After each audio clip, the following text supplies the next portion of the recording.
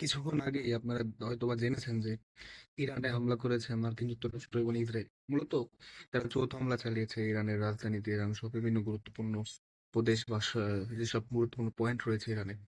আমরা বেশ কয়েকদিন ধরেই শুনছিলাম বা প্রেডিক্ট করেছিলাম যে ইরানে হামলা হবে এবং ইরানে হামলা চালাবে মার্কিন যুক্তরাষ্ট্র, এবং এই হামলা চালানোর পূর্বে কিছু প্রস্তুতিও তারা গ্রহণ করেছিল।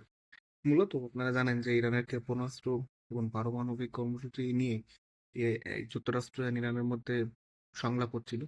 বাট এই সংলাপ ফলপ্রসূ হয়নি, আর ফলপ্রসূ যে হবে না সেটাও আমরা জানতাম। কারণ ইরান কেন তার ক্ষেপণাস্ত্র কর্মসূচি বন্ধ করবে এবং পারমাণবিক রাষ্ট্র হওয়ার যে পথ সেটা বন্ধ করবে, যেখানে যুক্তরাষ্ট্র সবসময় ইরানকে চাপে রাখতে চায় বা হামলা করতে চায়, যেখানে ইসরায়েলের সাথে তাদের খারাপ সম্পর্ক। তো ইরান কেন এগুলো বন্ধ করবে? তো এটা জাস্ট একটা কিছুদিনের অপেক্ষা ছিল যে এরকম ফলপ্রসূ কোনো কিছুই হবে না আলোচনা, এসব জাস্ট এটা ভাওতাবাজি। অ্যান্ড আমেরিকা মূলত তাদের যে প্রস্তুতি সেগুলো সবকিছু সেরে নিয়েছে এই ফাঁকে। এবং যখন ইরান থেকে আপনার বিশ্বের বিশেষ করে অস্ট্রেলিয়া, নিউজিল্যান্ড এবং ইউরোপের বিভিন্ন দেশের যেসব নাগরিক রয়েছে তাদের সরিয়ে নেওয়া হলো, এবং অ্যাটলিস্ট গতকাল চীন রাশিয়াও তাদের নাগরিকদের সরিয়ে নিচ্ছিল বা সত্যি বললো বা তাদের সেফ জোনে থাকতে বললো, তখন আমরা ধরে নিয়েছিলাম যে যে কোনো মুহূর্তে এরকম একটি খবর আমরা হয়তো বা পাবো, এরকম একটি দুঃসংবাদ আমরা পাবো, যা আমরা কিছুক্ষণ আগেই পেলাম।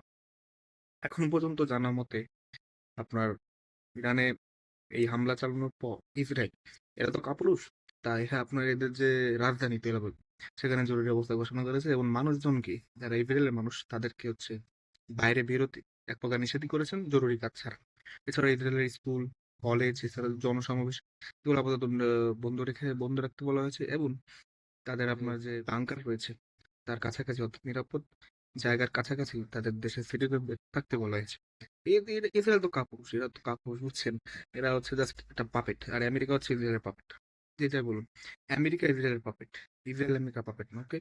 আমেরিকা প্রেসিডেন্সিয়াল নির্বাচনেও ইসরায়েলের অনেক ভূমিকা থাকে, ইহুদিদের অনেক ভূমিকা থাকে, যেগুলো আপনাদের ডিপ অ্যানালিসিস করেন বা ডিপ পড়ালেখা করেন, স্টাডি করেন, তারা জেনে থাকবেন।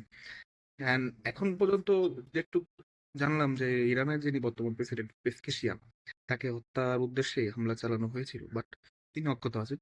অ্যান্ড ইরানের যে সর্বোচ্চ ধর্মীয় নেতা খামেনি, তিনি নাকি দেশ ছেড়েছেন। আমি জানি না, হয়তোবা ছাড়েননি, হয়তোবা ছেড়েছেন, বাট এটা দেখলাম, আপনার একটা গ্লান্স দেখলাম। সো এটাই এখন পর্যন্ত। জানাবেন আপনারা আপনাদের মতামত। বাট এটা শিট যে ইরানও কিন্তু পাল্টা হামলা চালিয়েছে। অলরেডি 30টি ক্ষেপণাস্ত্র ইরানও ইসরায়েলের উদ্দেশ্যে ছেড়েছে। তো দেখা যাক কি হয়।